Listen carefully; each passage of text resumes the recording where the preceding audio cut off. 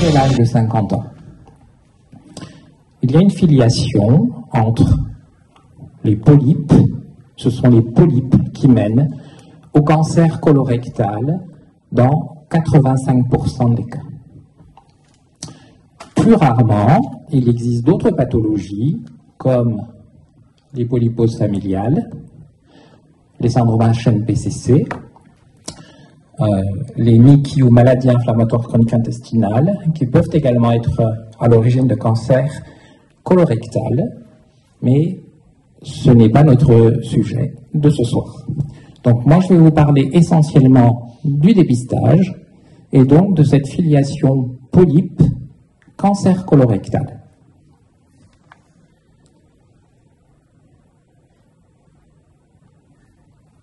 Un petit rappel anatomique pour de niveau 4e, 5e, 4e.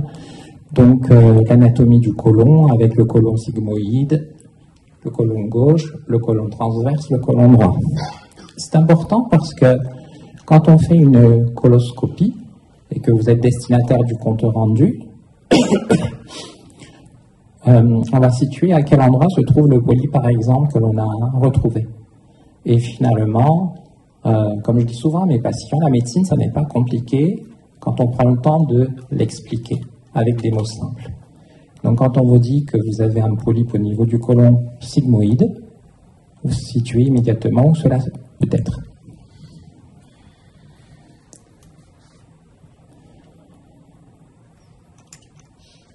Quelle symptomatologie du cancer colorectal? Alors, l'altération de l'état général, ce qu'on appelle nous les médecins les 3A, asthénie, anorexie, amaigrissement. Asthénie, c'est le mot savant pour dire que l'on est fatigué. Anorexie, qu'on n'a pas d'appétit. L'amaigrissement, vous connaissez. Quelle autre symptomatologie? Les rectorragies, les anorragies, le méléna. Ce sont là des termes un peu plus compliqués, un peu plus savants. Les rectorragies, c'est l'émission de sang rouge par l'anus. Je poserai des questions à la fin, donc je compte sur vous pour retenir, ou essayer de retenir. Donc l'émission de sang rouge par l'anus, on en a à la selle.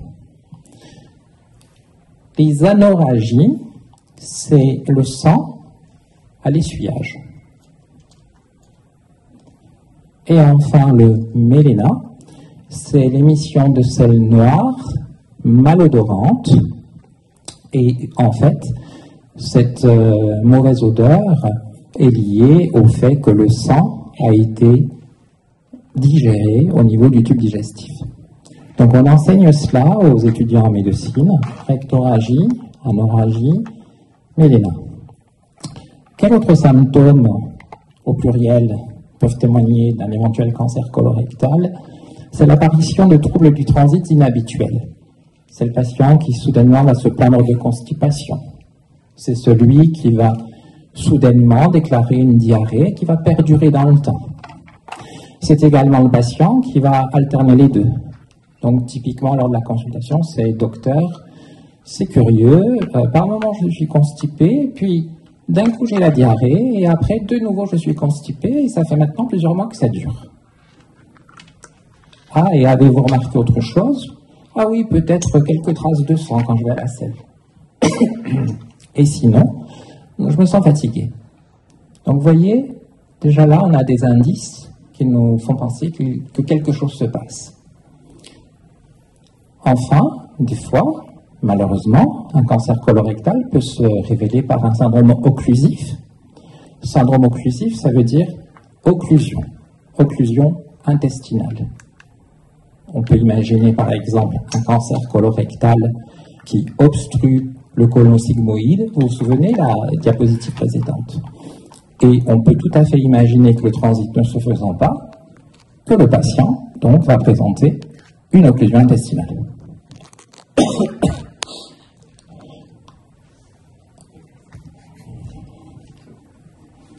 Est-ce qu'il ne s'est pas mis en veille? C'est ça. Et donc, sur la diapositive juste avant, il y avait également dans les complications ce qu'on appelle le tableau péritonéal. Le tableau péritonéal, c'est la survenue d'une péritonite. Et là, ma collègue gynécologue obstétricienne qui est là, vous décrirait que le tableau péritonéal, c'est le syndrome douloureux abdominal, très aigu, avec un ventre très contracté, que l'on dit ventre de bois. Et donc, le tableau péritonéal, bien souvent, témoignera d'une perforation en lien avec un cancer colorectal à un stade déjà avancé. Alors, toute cette clinique, je voulais vous en faire part, parce que le but du dépistage, c'est d'essayer d'éviter tout cela. Donc, que va-t-on faire? On va rechercher les polypes. Mais un polype, à quoi cela ressemble? Je pose souvent la question aux patients que je vois en consultation. Quand ils me sont adressés et qu'ils me disent « Docteur, je viens vous voir car je dois faire une coloscopie, j'ai le test de recherche de sang dans les selles qui est positif, et il faut que l'on voit si j'ai des polypes. » Alors souvent, je dis à mes patients, je leur dis « Mais un polype, vous savez à quoi ça ressemble ?» 9 fois sur 10, la personne m'a dit « Non, je ne sais pas. J'en ai entendu parler, mais je ne sais pas. » Donc, les polypes, en fait, il y en a essentiellement 3 types. Polype pédiculé, avec un pied. Polype sessile, qui est à peine surélevé. Et enfin, une dernière variété, à laquelle on s'intéresse de plus en plus, le polype festonné. Et là, je vais faire comme si on était en consultation et comme si vous étiez tous venus me voir en même temps. Et donc, je vais vous dire, je vais vous montrer à quoi ça correspond un polype. Sur la photo de gauche, vous avez un polype pédiculé, avec la tête et le pied, la paroi colique au-dessus. Ça ressemble à un champignon, c'est souvent l'image que je donne. Là-haut, à droite, vous avez un polype sessile. C'est un polype qui est à peine surélevé, vous voyez? Et enfin, en bas, là, il y a également un polype, mais vous remarquerez qu'on le voit à peine. Est-ce que vous le voyez, le polype, là? Vous avez du mal? Les limites sont par ici, regardez.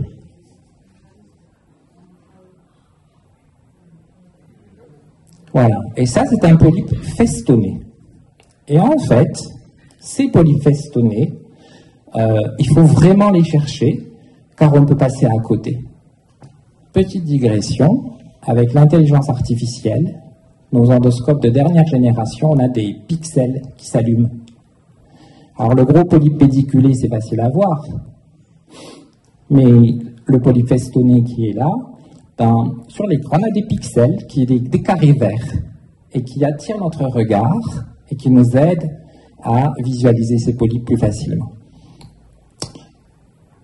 Selon vous, le polype là, pédiculé qui ressemble à un cep, quelle dimension fait-il, à votre avis? 1 cm, 2 cm, 3 cm? Il doit faire à peu près 3 cm. Ce polype pédiculé, c'est très facile à réséquer en endoscopie. Polype sessile, c'est également très facile à réséquer en endoscopie. Par contre, ce genre de polype festonné étalé sur la paroi, ça c'est beaucoup plus compliqué. Si j'ai le temps, je vous ferai part de quelques mots de thérapeutique, bien que ce ne soit pas notre sujet de ce soir. Quelques notions d'anatomopathologie. Au niveau de la paroi colique, il y a différentes couches, en fait. Ce qu'on appelle la muqueuse, la sous-muqueuse, la musculeuse et la séreuse.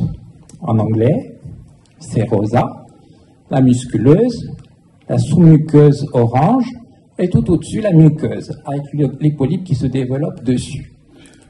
Toujours dans les notions d'anatomopathologie, il existe à distance et à l'extérieur du côlon ce qu'on appelle les relais ganglionnaires, les ganglions.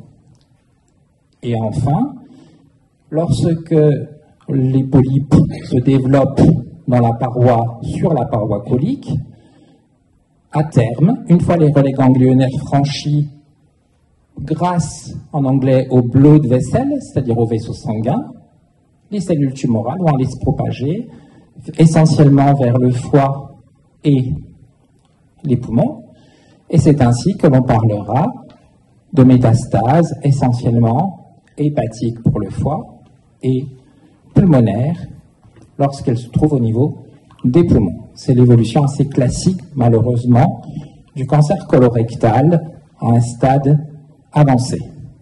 Autre chose, ce qui fait la gravité de la maladie, c'est le degré d'envahissement de la paroi colique. Au début, le polype se développe au niveau de la muqueuse, hyperproliferation en anglais. Ensuite, vous avez toujours le polype au niveau de la muqueuse, et vous voyez que progressivement, ce polype, il envahit la paroi pour aller plus en profondeur. Donc, tant que la muqueuse et la sous-muqueuse sont respectées, la maladie est localisée. Dès que la musculeuse est atteinte ou franchie, le risque de diffusion métastatique est alors beaucoup plus élevé. Est-ce que vous me suivez? C'est pas compliqué.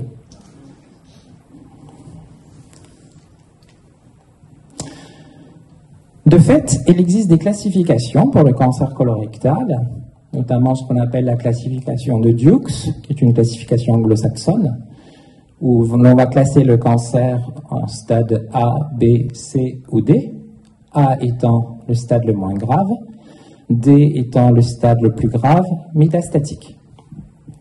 Il existe également la classification internationale TNM, que nous utilisons en France également. TNM, donc T comme tumor, N comme nodes, en anglais, N-O-D-E-S, ça veut dire ganglion, et M, métastasis. Et cette classification TNM, pareil, elle va permettre d'avoir une idée de la gravité de la maladie. De fait, on aura essentiellement soit une maladie localisée non métastatique, soit, malheureusement, rarement, mais ça arrive, une maladie métastatique, avec des métastases soit au niveau de ganglions, soit au niveau du foie, métastase hépatique, soit au niveau des poumons, métastase pulmonaire. Le but du dépistage, c'est d'éviter cela. Alors, moi j'aime bien montrer les images à mes patients et souvent je leur montre ce que j'ai trouvé, des photos, et là pareil, et un cancer colorectal, à quoi cela ressemble-t-il? Le grand public, et c'est normal, c'est pas votre métier, ne le sait pas, ça se présente essentiellement avec un aspect en lobe d'oreille. Des fois, on peut avoir un cancer que l'on dit ulcéro-végétant. Parfois, on aura un cancer qui sera plutôt bourgeonnant ou ulcéro-bourgeonnant. Et puis, parfois, on aura ce qu'on appelle une formation tumorale sténosante, infranchissable. Et quelques images valent mieux qu'un long discours.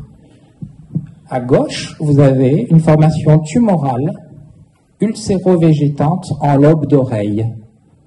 Tout le monde voit le lobe d'oreille, hein? Donc vous voyez, ça c'est l'aspect typique du cancer à un stade avancé, au moins localement. À côté, vous avez une muqueuse qui est normale et en haut, sur une hémicirconférence, vous avez la tumeur et qui saignote. En haut à droite, vous avez une autre tumeur, pareil, un cancer, qui là aussi est sténosant et végétant, pareil, mais avec une partie qui bourgeonne. C'est ce qui est. En fait, j'avais demandé si on n'avait pas un laser. Malheureusement, on n'en avait pas là ce soir. Si je suis un jour amené à vous refaire quelque chose, j'aurai un laser avec moi. La partie bourgeonnante est au centre. Ça fait un bourgeon. Et enfin, j'ai trouvé cette image intéressante. C'est pour ça que je l'ai mise là. C'est ce que l'on appelle un coloscanner à l'eau, un scanner du côlon. Préalablement, on a rempli le côlon avec de l'eau et on a fait les images. Et là où vous avez la flèche, vous voyez, vous avez une petite tumeur au niveau du côlon droit.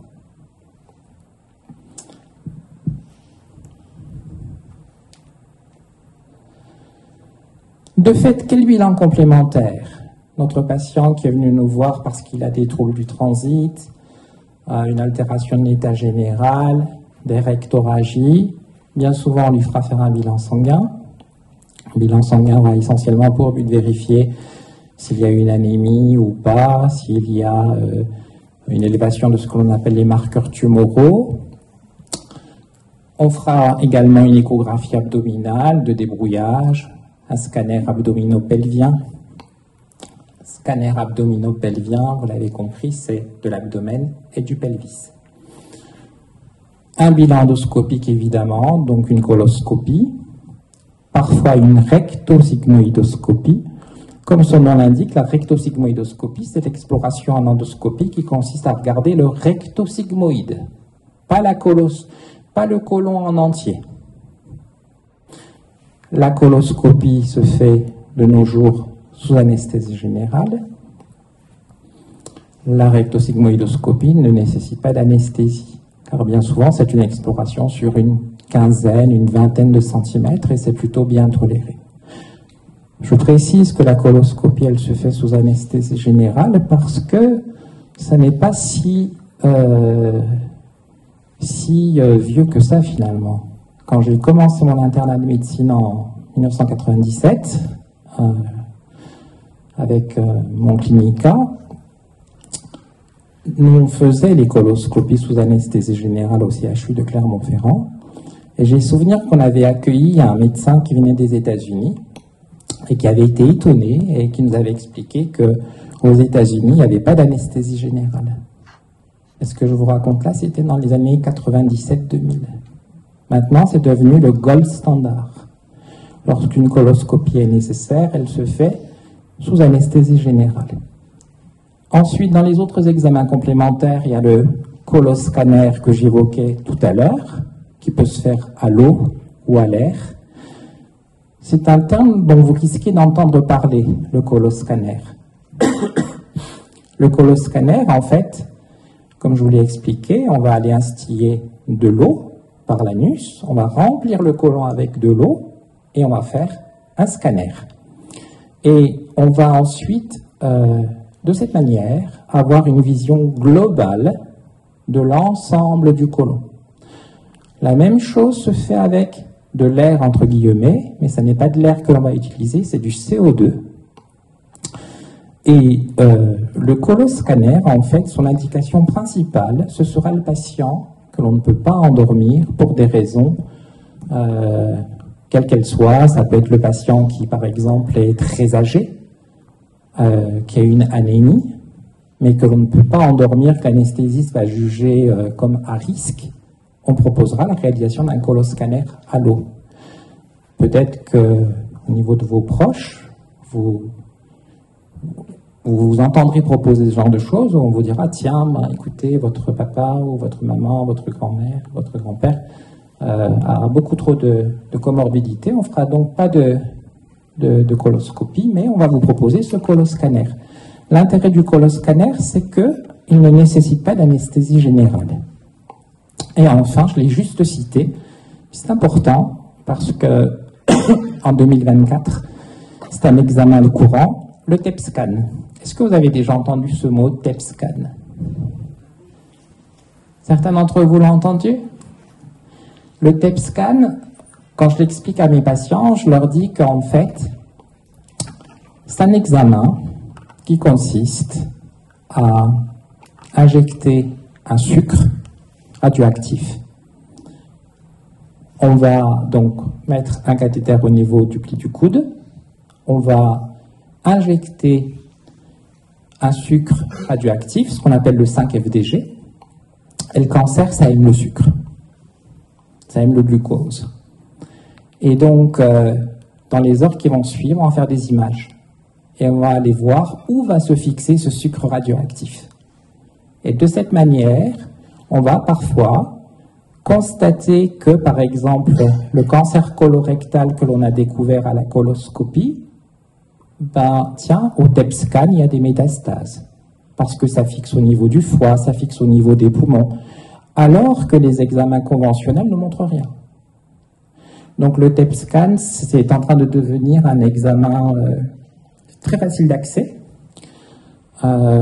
et dont on entendra sans doute de plus en plus parler. Quel traitement au niveau du cancer colorectal?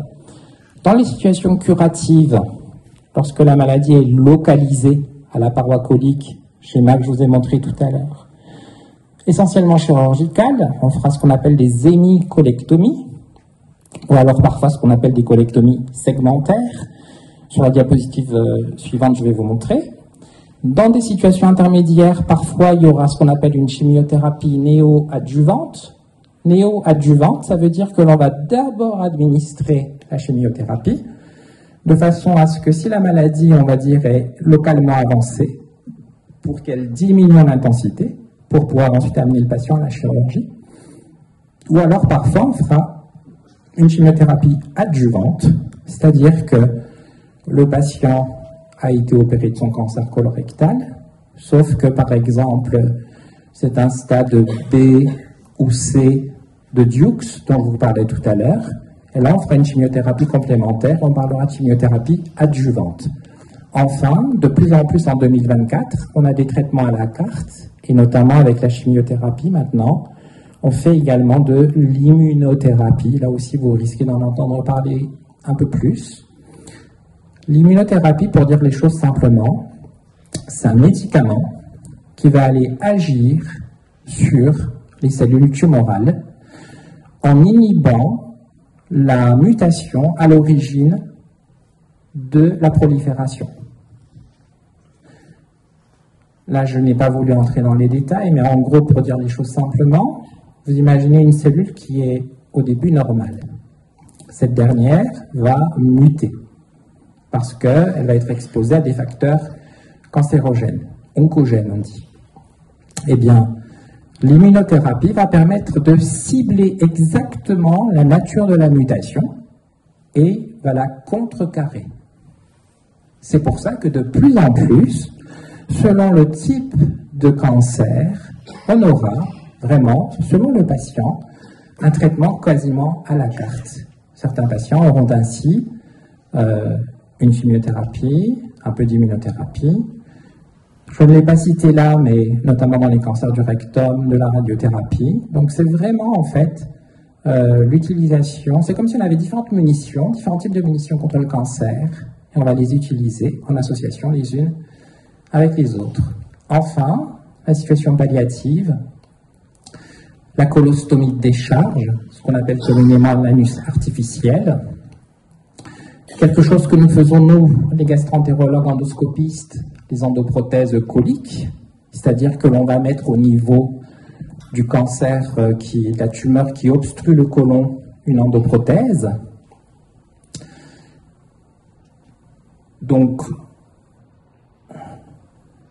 les endoprothèses coliques, ça se fait sous anesthésie générale, ça donne d'excellents résultats et surtout ça permet de préserver l'image corporelle, l'intégrité corporelle.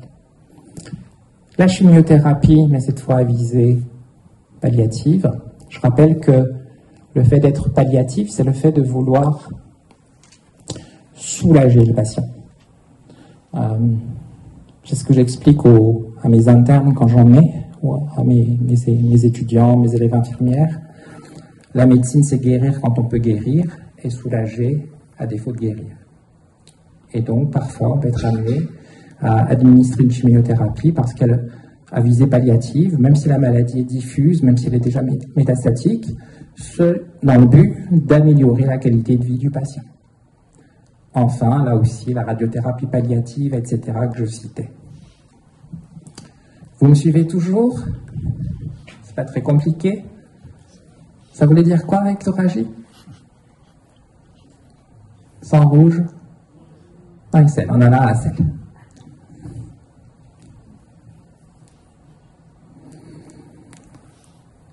Alors, comment se prémunir du cancer colorectal? Parce que notre but, c'est d'éviter ce cancer colorectal. L'hygiène de vie saine.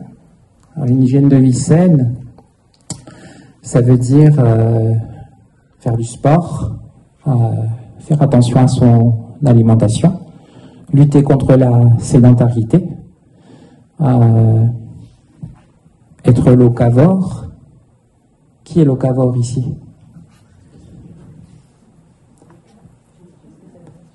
Alors, être locavore, c'est se nourrir de ce que l'on a autour de chez soi. Ouais. Donc, c'est-à-dire qu'on ne mangera pas des fraises qui viennent du Pérou en hiver, mais on mangera des pommes, des endives, par exemple.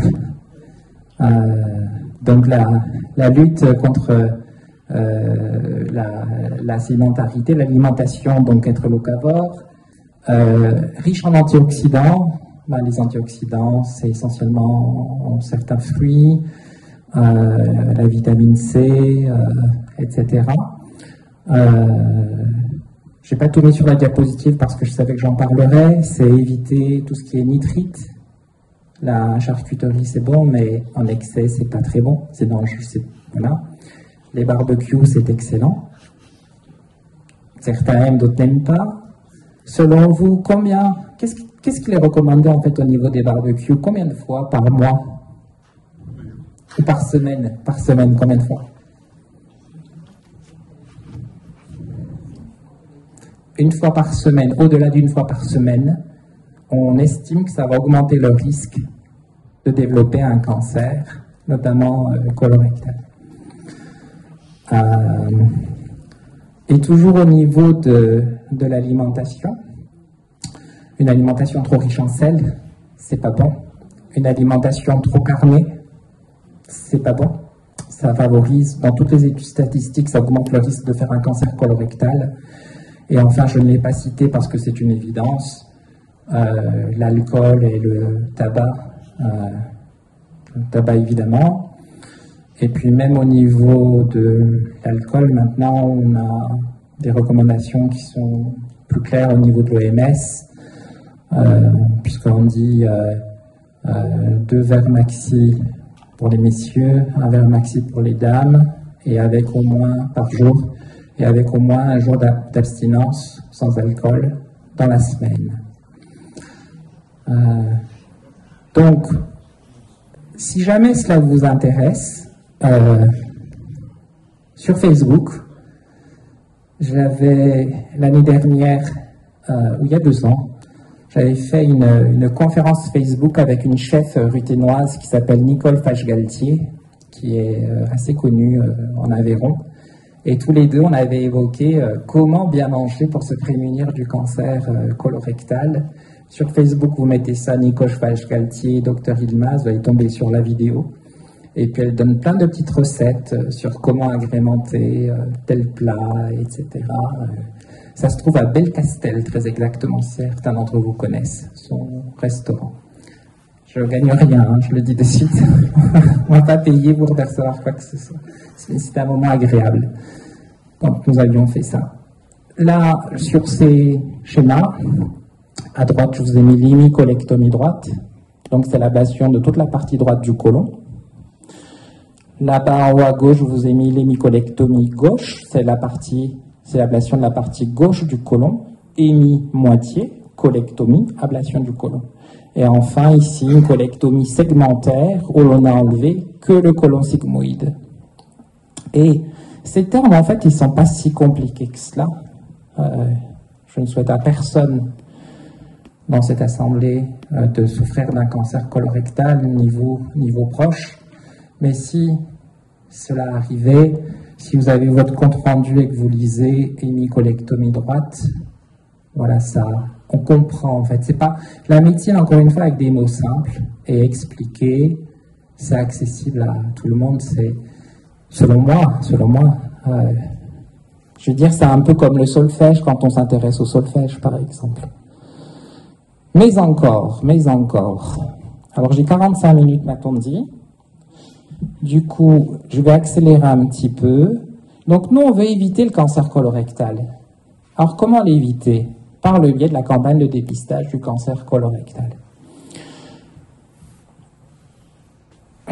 ce dépistage il repose essentiellement sur ce qu'on appelle le test FIT. Donc ça a remplacé le test Hémoculte. Le FIT, en fait, en anglais, Fecal Immunochemical Test. Le principe, c'est qu'une tumeur, ça saigne, et le but de ce test, ça va être, en fait, de rechercher l'hémoglobine humaine. Le test FIT, il est spécifique de l'hémoglobine humaine. Il y a très peu de faux positifs. En plus, il n'est pas faussé par les aliments, par la prise de vitamine C, etc. Malheureusement, le taux de participation nationale, actuellement, en 2024, il n'est que de 35%. En Aveyron, on était aux alentours de 30%. Et je crois qu'en Haute-Loire, on est plus aux alentours... c'est ce que j'allais dire. Voilà. Alors, je vais vous montrer. Non, c'est pas dans le device. Petite digression. La campagne de dépistage du cancer colorectal, elle a été lancée dans les années 90 par un professeur de médecine qui maintenant est décédé de Dijon, qui s'appelait Jean Fèvre. Et c'est lui qui avait eu l'idée par rapport à la fréquence, l'incidence du cancer colorectal, son mode de survenue, l'affiliation polype-cancer, de se dire, tiens, cette maladie, on pourrait la dépister. Donc c'est en Saône-et-Loire qu'on a commencé le dépistage dans les années 90, il était précurseur. En Auvergne, on a commencé en 2002-2003. C'est ça. C'est ça. Et moi, j'étais jeune chef de clinique et justement, j'avais participé à des réunions où on nous avait demandé d'aller défendre cela. Alors là, j'ai une vidéo. Du coup, ça va répondre à la question de madame. Alors, elle met un peu de temps, mais c'est normal.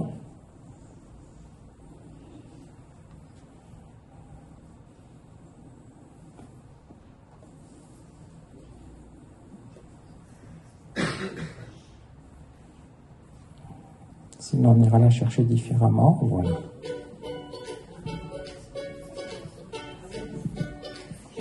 Bonjour.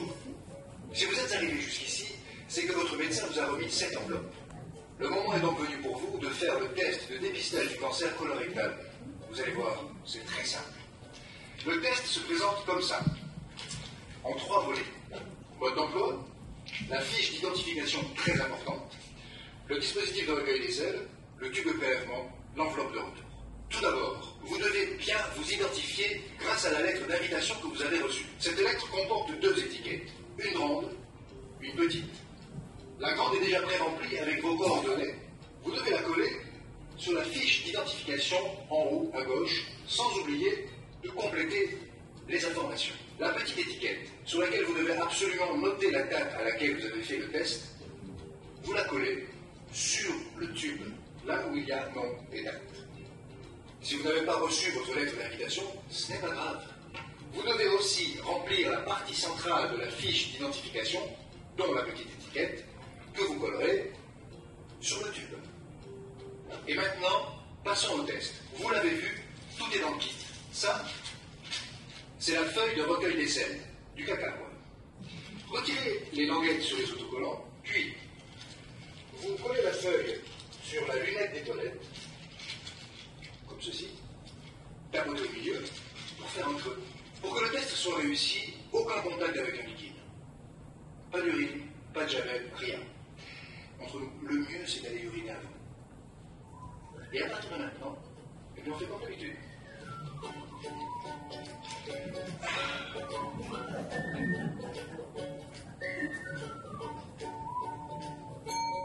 C'est fait. Bon. Alors, on ouvre le tube en dévissant le bouchon comme ceci. L'extrémité de cette tige est estriée. C'est avec ça qu'on fait le prélèvement. Comme ça. Alors évidemment, ce ne sont pas de vraies selles. On gratte à la surface, à plusieurs endroits, jusqu'à ce que la partie striée soit complètement recouverte. Parfait.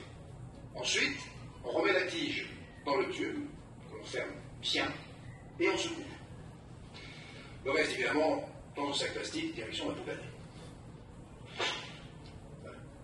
Ensuite, vous mettez le tube dans le sachet de protection. Ceci. Vous prenez la fiche d'identification bien complétée et vous glissez le tout dans l'enveloppe T. Pas besoin de timbre, c'est prêt pour l'envoi. Idéalement, il faut poster l'enveloppe le jour du test. Un empêchement? Ce n'est pas grave. Postez l'enveloppe le lendemain ou plus tard.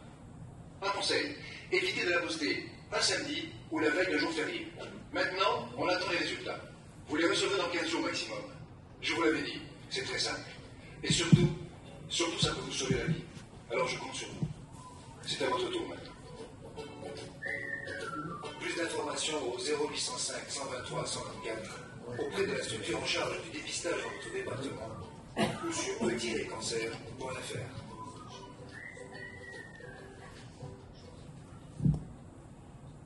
Donc, petite vidéo, pour en revenir à ce que je disais sur la Saône-et-Loire et la région de Dijon, en Saône-et-Loire, ils sont à plus de 50% de participation, mais ils ont commencé bien plus tôt que le reste de la France. Donc, pour qui, comment le dépistage? Toute personne, en fait, sans antécédent personnel ou familial de polype ou de cancer colorectal au premier degré. Premier degré, c'est papa, maman, frères et sœurs, enfants. Âgés de 50 à 74 ans, on est en train de réfléchir à peut-être augmenter, je pense que vous devez le savoir aussi, cette fourchette, parce que comme on vit plus âgé en meilleure santé, on se dit que pourquoi ne pas pousser plus loin le dépistage, et c'est à l'étude. Tous les 2 ans, donc vous recevez une invitation à faire le test tous les 2 ans, le test FIT. C'est la Caisse primaire d'assurance maladie qui centralise cela. En Auvergne, après, il y a l'association de dépistage des cancers qui, pour l'Auvergne, s'appelle l'ARDOC. Pour l'Aveyron, c'était l'ADK, mais ce sont des associations qui ont les mêmes missions. Et là, j'ai une dernière vidéo, et on va arriver à la conclusion.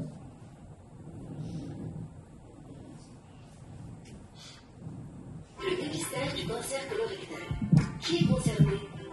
Eh bien, les femmes et les hommes entre 50 et 74 ans. Quand faut-il faire ce dépistage? C'est simple. Tous les 2 ans. Et pourquoi c'est important de le faire? Parce que le cancer colorectal est le 2e cancer le plus meurtrier. Mais la bonne nouvelle, c'est que détecté tôt, il peut être guéri dans 9 cas sur 10. Alors comment dépister le cancer colorectal? Tous les 2 ans, vous recevez un courrier que vous présentez à votre médecin. Il peut aussi directement vous en parler lors d'une consultation. Et si vous êtes bien concerné, il vous remet le test de dépistage. C'est un test simple, rapide, indolore et pris en charge à 100%. Vous le faites ensuite chez vous, en 5 minutes, puis vous le renvoyez par la poste. Le dépistage du cancer colorectal, un geste simple pour vous sauver la vie. Parlez-en avec votre médecin. Alors, pour compléter ce que vous venez de voir à l'instant, le test de dépistage, maintenant, on peut se le procurer également en allant à la pharmacie, on l'aura gratuitement, au laboratoire d'analyse médicale, on pourra nous le donner également, médecin généraliste, et puis Google, tout simplement. Vous mettez dépistage cancer colorectal, vous allez être réorienté vers une page où on va prendre vos coordonnées, etc. C'est centralisé par l'assurance maladie, et vous allez recevoir le test chez vous. Et si mon test est positif, là, il faut faire la coloscopie. Malheureusement, là, il y a un petit problème. Le délai médian pour obtenir une coloscopie, pour la réalisation de la coloscopie en France, il est actuellement de 87 jours. Ça veut dire qu'une personne dont le test est positif va attendre presque 3 mois pour avoir la coloscopie. Il y a pire, en Angleterre, c'est 6 mois. Et de facto, en Angleterre, ils ont un taux de décès par cancer colorectal plus élevé que nous en France, avec des données statistiques de base similaires, même population, etc. Donc ça, on doit le travailler. On doit le travailler, ça renvoie à d'autres problématiques, les déserts médicaux, l'absence de médecins, de gastroentérologues en nombre suffisant, etc.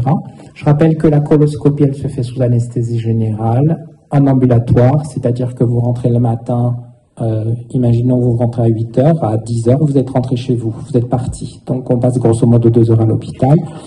L'examen dure quant à lui 15 minutes. Et si ma coloscopie est normale, eh bien, là, dans ce cas, dès lors où la coloscopie a été faite parce qu'un test était positif, la coloscopie est normale, là, le test, il faudra le réitérer 5 ans plus tard, après la coloscopie, puis tous les 2 ans à nouveau. Enfin, et si mon test est positif, souvent, ça m'est arrivé que des patients viennent me voir en pleurs, en disant « je viens vous voir, j'ai un cancer ». Pourquoi dites-vous cela? Ben regardez, mon test, il est positif, j'ai un cancer du côlon, etc. Non, c'est pas comme ça. En fait, déjà, la probabilité qu'il soit positif, c'est 4%. 96% des tests seront négatifs. Dans 30% des cas, quand le test est positif, en fait, on trouvera des polypes. On réglera le problème par la polypectomie, par l'ablation des polypes. Dans 60% des cas, il n'y aura rien, en fait. Donc, ce seront des faux positifs. Enfin, dans 10% des cas, on découvrira effectivement un cancer colorectal, mais dans 90% des cas de ces cancers-là, il y aura une guérison simple par le traitement endoscopique, avec notamment la polypectomie ou maintenant, quelque chose qui se fait de plus en plus, la dissection sous-muqueuse. Je ne vais pas vous en parler parce que sinon on pourrait passer la soirée, voire la nuit ensemble.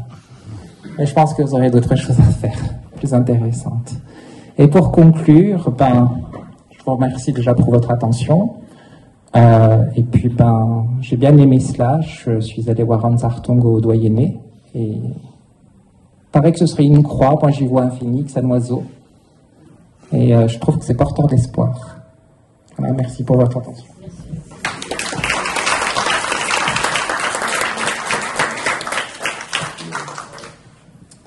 Je suggère de passer la parole à notre collègue, peut-être. Et puis on fait les questions à la fin.